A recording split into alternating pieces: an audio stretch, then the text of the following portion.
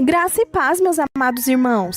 Se você gosta das pregações do pastor Cláudio Duarte e não quer perder nenhum vídeo novo ou live do pastor, já clique aqui embaixo no botão inscrever-se. Assim, te avisaremos sempre que tiver um vídeo novo ou live do pastor Cláudio. Muito obrigada por estarem aqui. Se inscrevam. Isso é muito importante para nós. Deus te abençoe. Graça e paz. Certo? Mas é verdade, tem uns caras que acham que é mais, porque não sei o quê, porque eu não aguento. Não, esse é o seu ambiente de tentação. Quer ver? 3 caras estavam conversando para subir um monte para fazer uma oração. Chegaram lá no monte, os confiados 3, resolveram orar um pelo outro. Ah, vamos fazer uma oração aqui, rapaz, porque o negócio está difícil. Fala aí, qual é o seu problema? Ele falou, eu não vou falar não, pô. Meu problema é meu problema, pô. Pô, mas é só para nós orar, pô. Fala aí, poxa. Vou falar a verdade, observa, meu problema é mulher, mano. Não posso ver uma mulher que eu fico doidinho. Fico doido. Falou, nós vamos orar, rapaz. Esse espírito da pombagira, sair de você, essas coisas terríveis, Deus vai te dar graça. Fala você, o outro falou assim, eu não. Vou falar não, mano, deixa o troço quieto. O cara falou, mas eu já falei. Agora fala. É para falar mesmo? É. Não posso ver um homem. Eu vejo um homem, arrepio todo, fico doido. O outro falou, irmão, vamos orar por você, que Deus te abençoe aí, te dê uma direção. O terceiro falou assim, eu não vou falar não, eu não vou não, nem adianta que eu não vou. O outro falou, nós 2 falamos, então agora você vai falar. O cara falou, é para falar, então eu vou falar. Eu estou doido para sair daqui e contar para todo mundo. Rapaz, a minha fraqueza é fofoca. Você está rindo, mas é sério, cada um tem o seu. Eu quero fazer uma reflexão rápida com vocês e nós vamos terminar cantando este hino.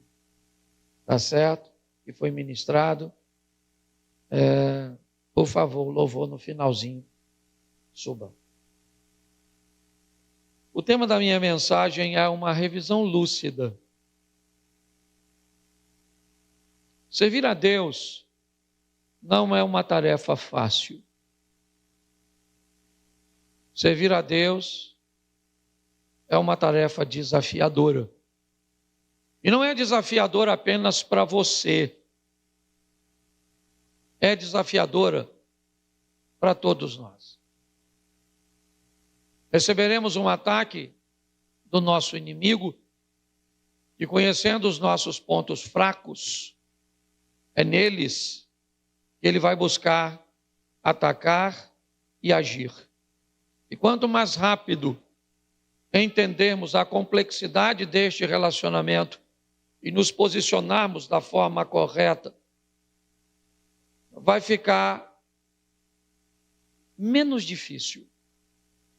Vai se tornar possível. Hoje, muitos acabam se escondendo, muitos de nós, se escondendo por trás de fraquezas e de investidas pesadas do inimigo. Então eu acho que vale nós pensarmos e fazermos essa revisão ou reflexão lúcida da dinâmica desse relacionamento desafiador. Nós vamos começar por Romanos, capítulo 7, vai ser bem rapidinho, vou levar uns 15 minutos. Romanos capítulo 18, verso 7. Coloca, por favor, aí. Romanos, 7, 18. Eu falei 7, 7? Isso. Preste atenção. Vai até o 20. Porque eu sei que em mim, isto é, na minha carne, não habita bem nenhum, pois o querer o bem está em mim, mas não o realizo. Não o realizá-lo. Porque não faço o bem que eu quero, mas o mal que não quero, este faço. Mas se eu faço o que não quero, já não sou eu quem o faz, e sim o pecado que habita em mim. Feche os seus olhos. Senhor nosso Deus e Pai, em nome de Jesus, continua falando conosco. Usa-me como um canal de bênção. É o que eu te peço. Em nome de Jesus. Amém. Glória a Deus. Amém. A maneira clara e lúcida que o apóstolo Paulo enfrenta as suas dificuldades, suas batalhas e suas lutas, nos é muito esclarecedora. Paulo, um homem forjado por Deus, numa caminhada dura. Ele diz isso depois de muitos anos de experiência, narrando os desafios que ele enfrentava com o pecado que habitava nele. Então ele diz a dificuldade que ele tem, ele trata disso. Ele diz, eu quero fazer a coisa certa, mas mesmo sabendo que é errado, eu acabo praticando. Ele diz sobre suas fraquezas, sobre os momentos de adversidade que ele enfrenta. Mas uma coisa eu gosto desse texto, é a franqueza que Paulo consegue olhar para si mesmo. Ele diz que dos pecadores que ele conhecia, ele era o maior. Me parece que ele já diz isso para si mesmo, para que nunca tivesse a ousadia de julgar ninguém. E lidar com Deus, como eu disse, é altamente desafiador.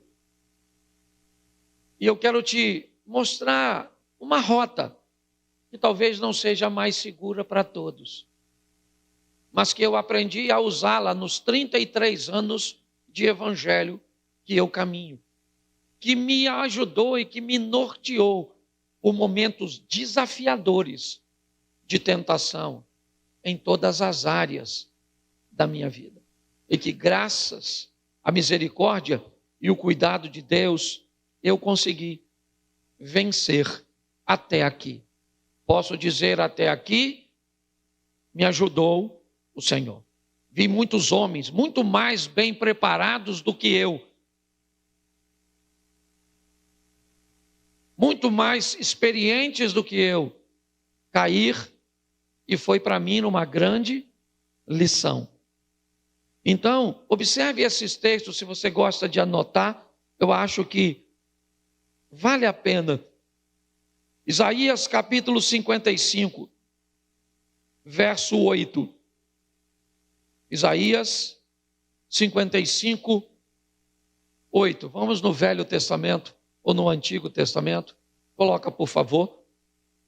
Isso. Porque os meus pensamentos não são os pensamentos de vocês. E os caminhos de vocês não são os meus caminhos, diz o Senhor. Aqui eu quero ressaltar a complexidade de tentar viver com alguém que pensa diferente de nós e que quer ir por caminhos diferentes.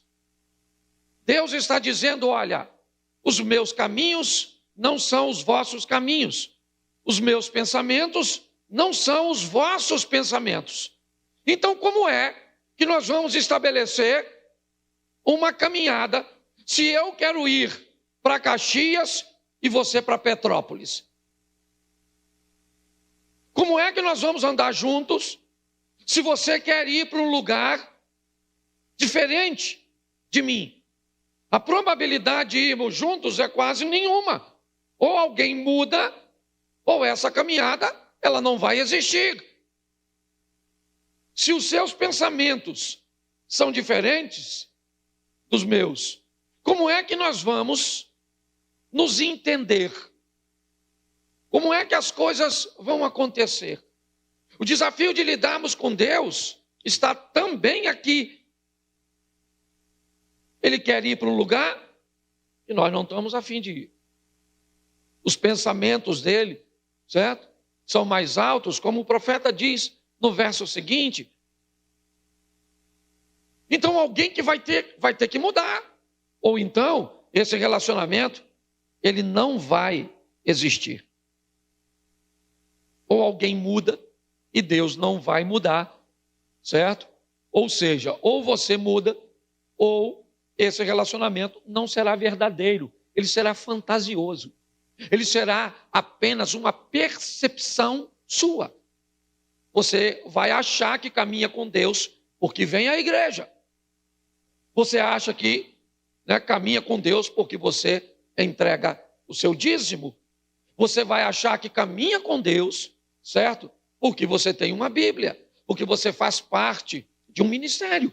Você vai ter a percepção, ela é sua. Talvez as pessoas que caminham perto de você, elas já sabem que isso não é verdade. Elas já reconhecem que isso é uma ilusão sua. Mas você não. Talvez você seja o último a conseguir notar isso. Porque quem descobre para onde você está indo, sabe que Deus não está indo para o mesmo lugar. Quem descobre, certo, as suas ações, já sabe que elas não têm nada a ver com Deus. Então, se eu quero caminhar com Deus, eu preciso de uma forma lúcida entender que eu preciso de mudanças. E se você acha que não pode piorar, coloca o primeiro livro do profeta Samuel, capítulo 17, ou capítulo 16, verso 7, só a parte B, só o finalzinho. O restante eu vou usar já. Vamos aqui, ó. Finalzinho. Porque o Senhor não vê como vê o homem. O homem vê o exterior, porém o Senhor o coração. O profeta Isaías diz o seguinte: os caminhos do Senhor não são os nossos. Os pensamentos do Senhor não são nossos. Certo? Deus está conversando com Samuel e está dizendo: eu não vejo como você enxerga. Eu não vejo como vocês veem. Então, como é que nós vamos andar firmes com alguém que quer ir para um caminho diferente, e eu não estou a fim de ir, certo? Que pensa diferente de mim, e que a visão dele é diferente da minha. Viver e sobreviver a isso será um grande desafio para todos nós. Mas a parte A desse versículo, ela ainda é pior. Porém, o Senhor disse a Samuel: não atentes para a sua aparência. Olha o que Deus está dizendo para Samuel. Não atente para a aparência. Cuidado. Cuidado como as coisas se parecem. Cuidado como elas vão se apresentar para você. Quando Samuel chega à casa de Jessé, e me parece que ele não está nem falando de Davi, ele está falando do homem mais belo que se tornou rei. Do ombro para cima, Saul era o homem mais bonito. A aparência dele se sobressaía aos demais. E é isso que ele está falando. Quando ele diz: não atente para a aparência, porque se dependesse de Samuel, o rei de Israel seria Eliabe. Se Deus não intervisse, quem ia ser rei não era Davi. Porque o modelo mental, a mente de Samuel, estava focada no primogênito. Então Deus vai chamar Samuel e vai dizer: Samuel, preste atenção, certo? Eu não vejo como você vê. Você vê o que está diante dos olhos. Isso, ela é bonita, ela é inteligente, certo? Ele tem um bom emprego, tem uma boa aparência. Você está entendendo? As pessoas estão encantadas com a aparência das coisas e como as coisas se embalam ou são embaladas. E aí, quando elas chegam em casa, lembra quando eu contei a história da greve dos garis? Tem alguém aqui que não ouviu essa história? Levante a mão. Isso, um grupo grande. Deixa eu falar para vocês. Teve uma grande, uma greve dos garis numa grande metrópole. E não tinha mais onde jogar o lixo. Não tinha mais. As calçadas estavam cheias. Então o que acontece? O prefeito da cidade, ele resolveu lançar um decreto para que todos diminuíssem o lixo que estavam produzindo e armazenassem esse lixo dentro de casa, porque não dava mais para colocar do lado de fora. Então as pessoas, certo? Começaram a cuidar melhor de seu lixo, armazenando esse lixo dentro de casa. Uma família grande, que produzia muito lixo, depois de alguns dias não cabia mais nada. Não podia jogar fora, não tinha onde jogar. Um homem teve uma grande ideia.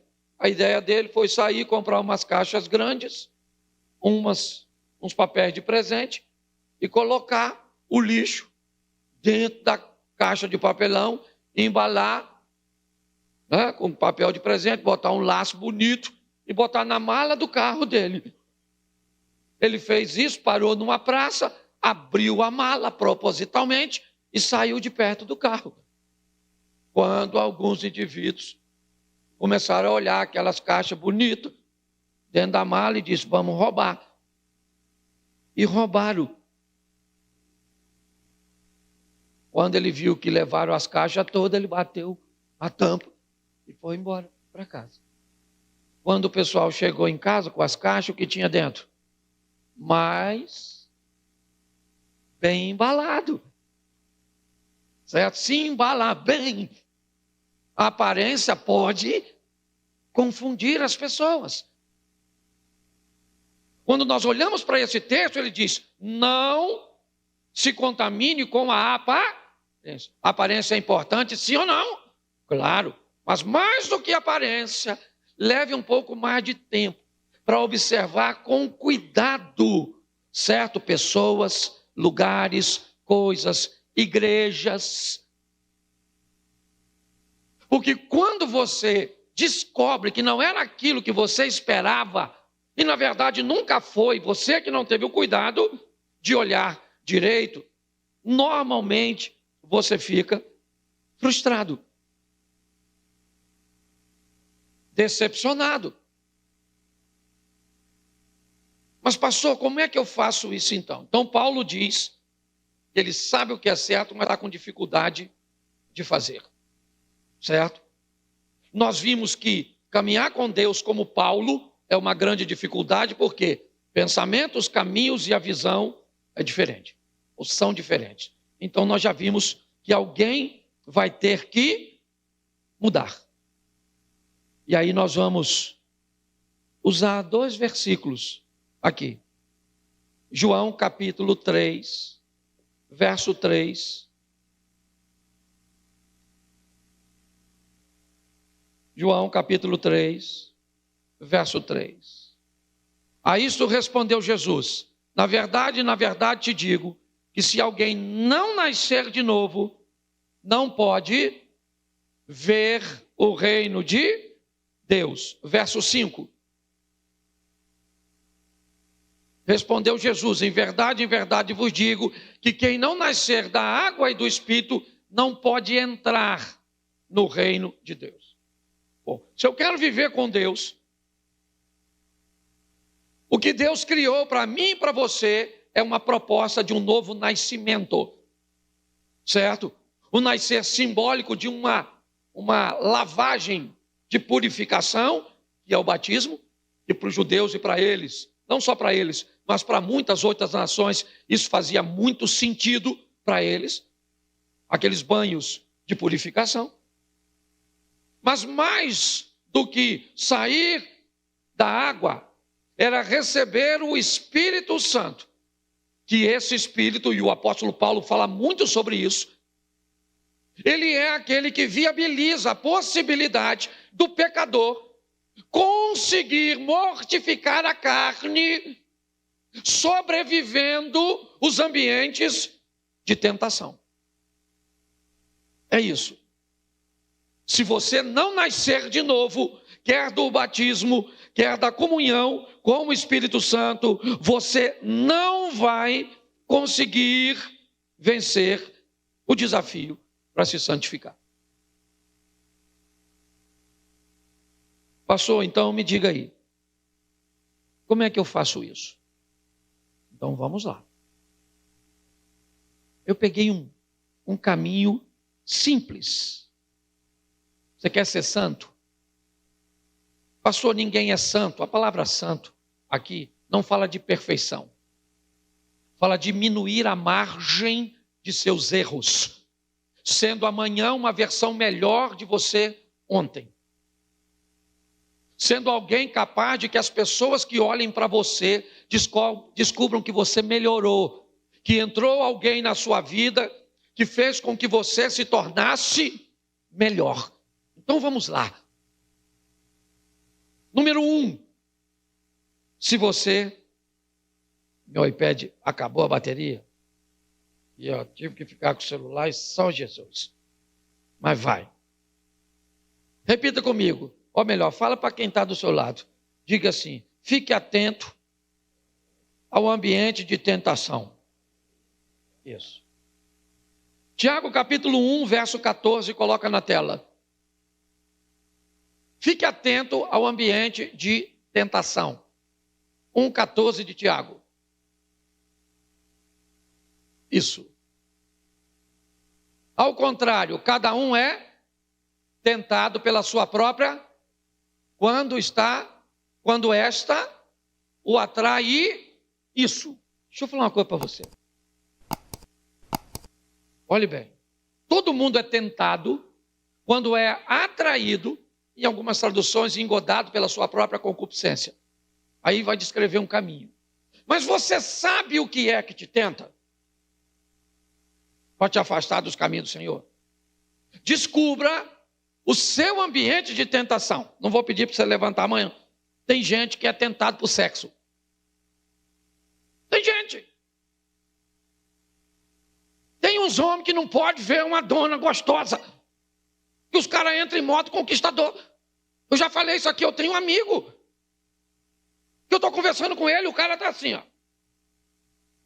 Se chegar uma mulher bonita, mostra o celular, estufa o peito, fala que vai viajar, sacode a chave. Parece um Transformers. Certo? O cara entra em modo, não aguenta. Certo? Por quê? Porque ele é macho. Meu filho, tem macho assim pra caramba, que gosta de mulher aqui. Tem uns caras aqui que até o lado feminino dele é lésbica. O cara é macho em todas as instâncias. Gostou, né? Os caras mais velhos, assim, macho. Entendeu? Então, o que você tem? Você tem 3 ovos? É isso? É 3 testículos? Ovo não, que ovo é galinha. Perdão. Certo? Mas é verdade, tem uns caras que acham que é mais, porque não sei o quê, porque eu não aguento. Não, esse é o seu ambiente de tentação. Quer ver? 3 caras estavam conversando para subir um monte para fazer uma oração. Chegaram lá no monte, os confiados 3. Resolveram orar um pelo outro. Ah, mas vamos fazer uma oração aqui, rapaz, porque o negócio está difícil. Fala aí. Qual o seu problema? Ele falou, eu não vou falar não, pô. Meu problema é meu problema, pô. Pô, mas é só para nós orar, pô. Fala aí, poxa. Vou falar a verdade para você, meu problema é mulher, mano. Não posso ver uma mulher que eu fico doidinho. Fico doido. Falou, nós vamos orar, rapaz. Esse espírito da pombagira, sair de você, essas coisas terríveis, Deus vai te dar graça. Fala você, o outro falou assim, eu não. Vou falar não, mano, deixa o troço quieto. O cara falou, mas eu já falei. Agora fala. É para falar mesmo? É. Não posso ver um homem. Eu vejo um homem, arrepio todo, fico doido. O outro falou, irmão, vamos orar por você, que Deus te abençoe aí, te dê uma direção. O terceiro falou assim, eu não vou falar não. Eu não vou não. Nem adianta que eu não vou. O outro falou, nós 2 falamos. Então agora você vai falar. O cara falou, é para falar, então eu vou falar. Eu estou doido para sair daqui e contar para todo mundo. Rapaz, a minha fraqueza é fofoca. Você está rindo, mas é sério, cada um tem o seu. Entendeu? Então descubra qual é. Tem cara que tem problema com droga, tem casa com sexo, tem gente que tem problema com gente abusada. Se você tem problema com gente abusada, você acha que o diabo vai botar perto de você? Gente abusada. Sim ou não? Sim, você tem problema com mulher. O diabo vai botar uma mulher. Que tipo? O seu tipo. Porque homem novo, mulher tem tipo. Os mais antigos só tem um tipo de mulher. Viva. Certo? Então é importante as pessoas... Eu vou jogar esse celular longe. Você consegue entender? Então você tem que descobrir o seu ambiente de tentação. Onde é o seu ambiente de tentação? Descubra qual é a sua fraqueza. Eu não tenho nenhuma. Então vai, super-homem. Vai embora. Se você não tem nenhuma. Está faltando para você, eu te dou umas duas. O que é difícil para todo mundo. Certo? E eu gosto muito da frase que diz: quem fala de fraqueza não fala de fracasso. Encare. Você está entendendo? Qual é o seu problema? É bebida, é droga, é sexo, é fofoca, é mentira, certo? É preguiça. Eu não sei. Certo?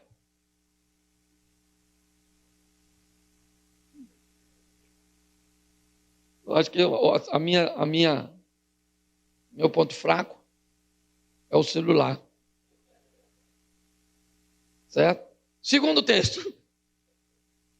Salmo 1, verso 1.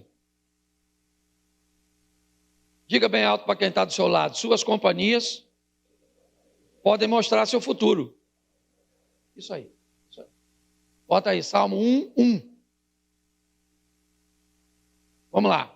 Bem-aventurado o homem que não anda segundo o conselho dos ímpios, não se detém no caminho dos pecadores e não se assenta à roda dos escarnecedores.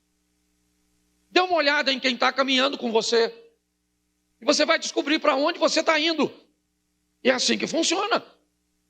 Inevitavelmente, durante a nossa caminhada, é importante nós fazermos uma avaliação de quem é que está caminhando conosco. O pessoal aqui não vai saber. Lembra de um amigo nosso que foi com outro para Magé, de moto, certo? Estava na garupa de um cara, e o menino era até um menino gente boa, e quem morreu foi ele, um amigo nosso. Lembra disso?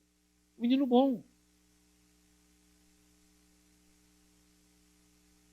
Que você começou a ver com quem ele estava andando, o fim dele, inevitavelmente, foi aquele. Eu preciso olhar em quem é que está andando comigo. Quais são as minhas companhias, as minhas influências? Está aí o salmista dizendo logo no primeiro salmo: bem-aventurado, bem-sucedido será a pessoa, o varão, certo? Que não anda segundo o conselho. Mas, pelo amor de Deus, a Bíblia diz que a sabedoria está na multidão dos conselhos. Mas é o conselho dos ímpios. Não se assenta à roda dos escarnecedores. Olhe bem. Então, é importante eu olhar, é o segundo ponto. Ok? Eu tenho que ver quem é que está caminhando comigo. Então eu preciso ficar atento ao ambiente de tentação, eu preciso observar, certo, as minhas companhias, porque elas mostram o meu futuro. E terceira coisa que é muito importante, eu usei uma expressão que talvez não seja muito. Coloca Marcos 9, verso 29. Marcos 9, 29. Respondeu-lhes: esta casta não pode sair senão por meio de quê? Isso. Melhore seu arsenal. Melhore suas armas, para que você possa lutar contra Satanás. Melhore. Os discípulos eram discípulos de Jesus, certo? Eles tentaram o tempo inteiro expulsar um demônio sem sucesso. Andavam com Jesus. Dizer que esses caras não eram crentes? Mas Jesus não está com eles. Então alguém traz um menino endemoniado.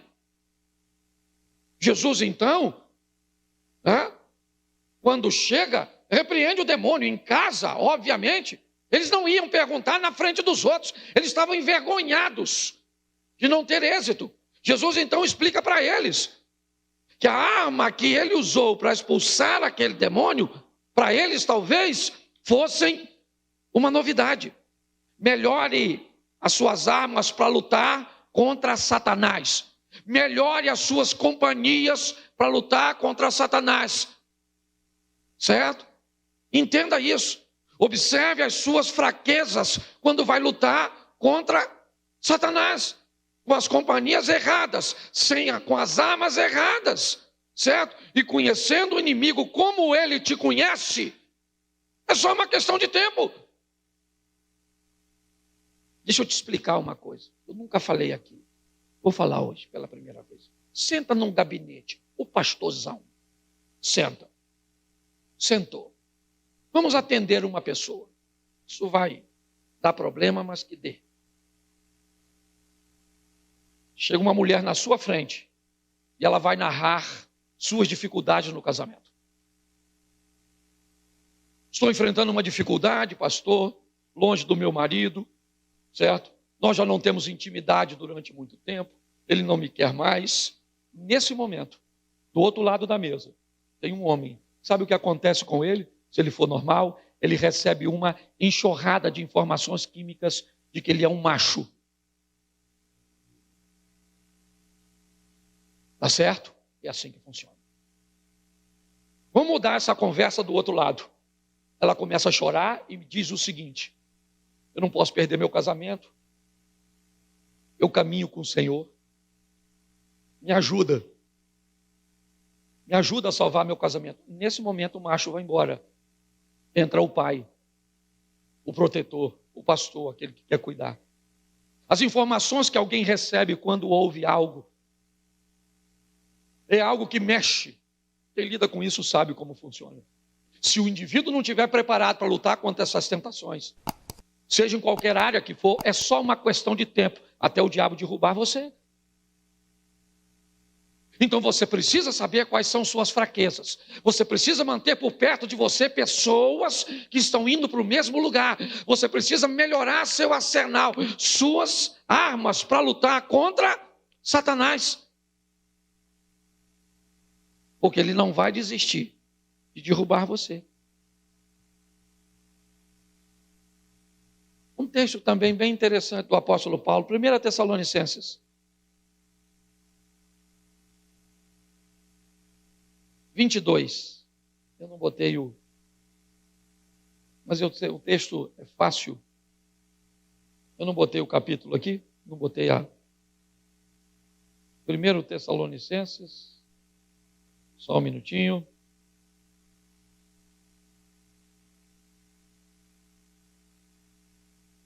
Isso. Em outras traduções, mais comum, fugir da aparência. Não interessa se é mal. Não interessa. Parece mal. A Bíblia diz, mantenha-se longe daquilo que te parece mal.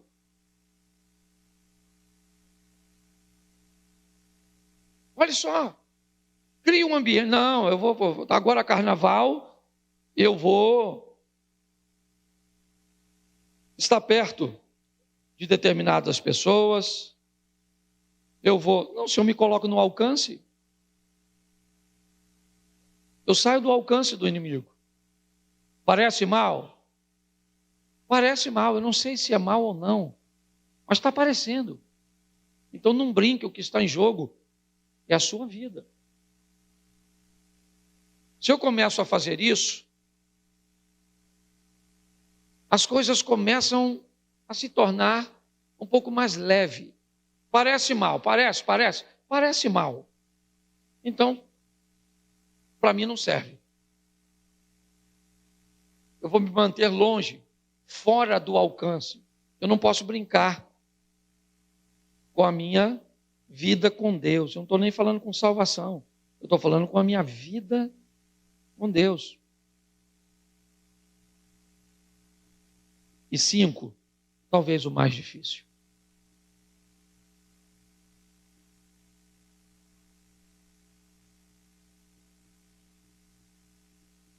1 Coríntios capítulo 13, verso 3.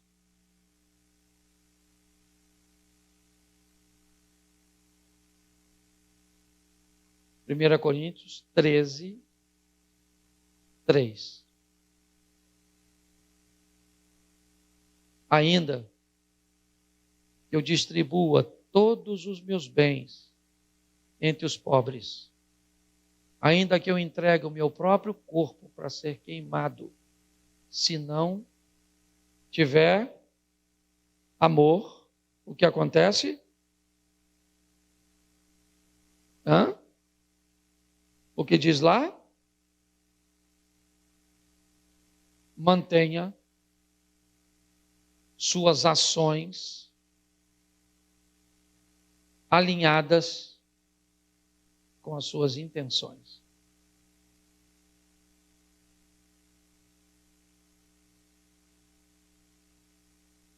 Observe por que você está fazendo.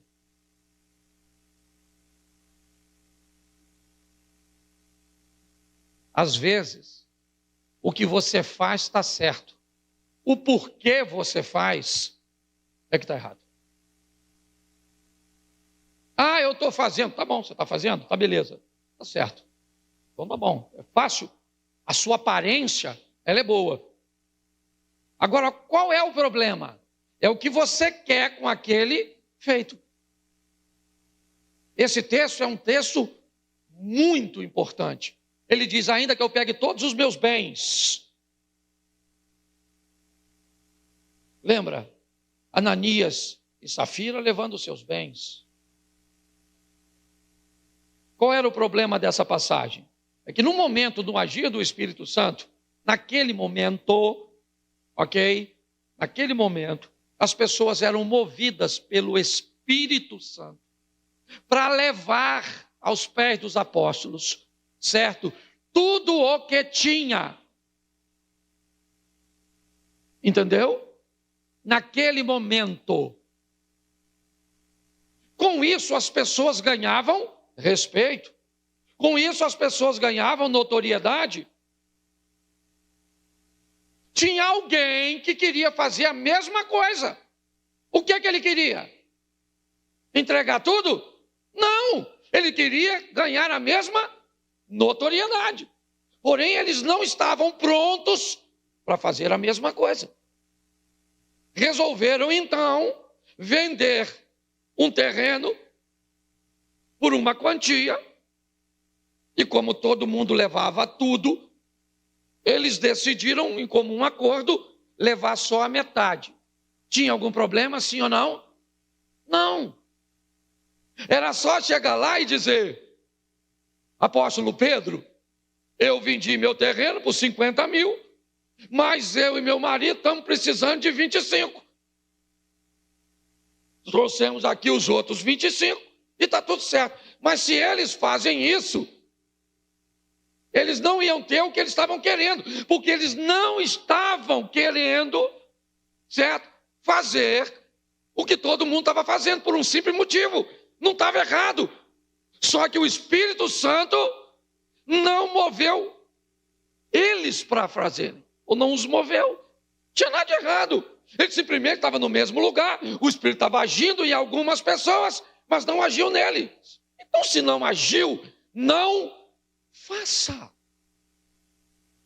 Eles foram lá, entregaram, ficaram quietos. Pedro olhou para ele e disse, o que encheu o seu coração, Ananias? Vendendo a propriedade não era tua, cara, ficava com o dinheiro todo para você. Você não veio aqui mentir a homens, você veio mentir ao Espírito Santo, e ele morre na hora, e depois morre a mulher. Motivação. Deus olha para isso. O que te move? O que te move? Deus sabe que você não é perfeito, mas o que está te movendo a vir para a igreja? Preste atenção, vamos para a igreja domingo. Por quê? Porque é dia de culto, gente. Domingo não é dia de culto? Então o que eu vou na igreja? Eu vou para a igreja porque é dia de culto. Mas o que te move? Não me move. Eu vou. É muito mais do que isso. A mulher está derramando unguento nos pés de Jesus. Um dos discípulos diz o quê? Que desperdício.